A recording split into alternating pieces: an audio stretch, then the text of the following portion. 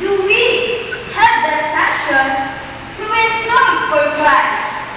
Do we really have that seriousness to do the great commission God has commanded us? Good evening, brethren. Be zealous. In Revelation 3:19 says, "As many as I love, I rebuke and chasten. Be zealous, therefore, and repent."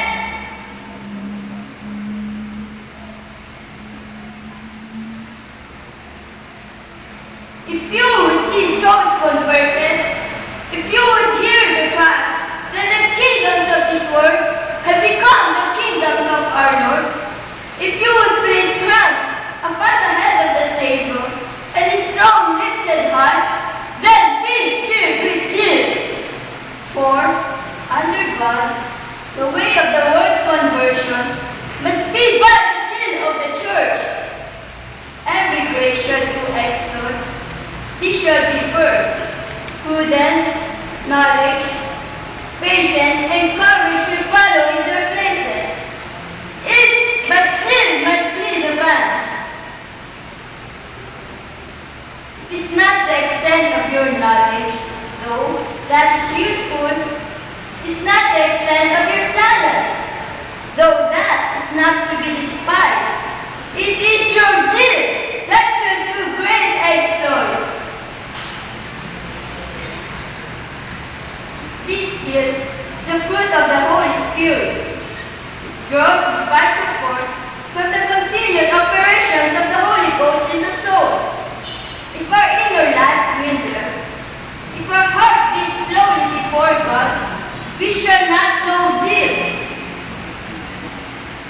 But if all is strong and vigorous within, then we cannot but feel a love anxiety to see the kingdom of Christ come and his will done on earth even as it is in heaven.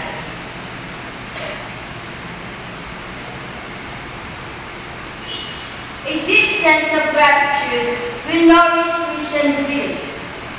Looking to the whole of the Pilgrims we were given, we find abundant reason why we should spend and feed friends who looks with tearful eyes down to the flames of hell, and it cannot slumber.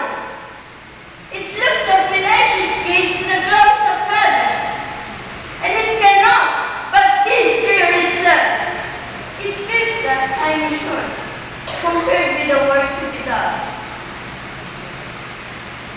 and therefore devotes all that it has to the cause of the Lord.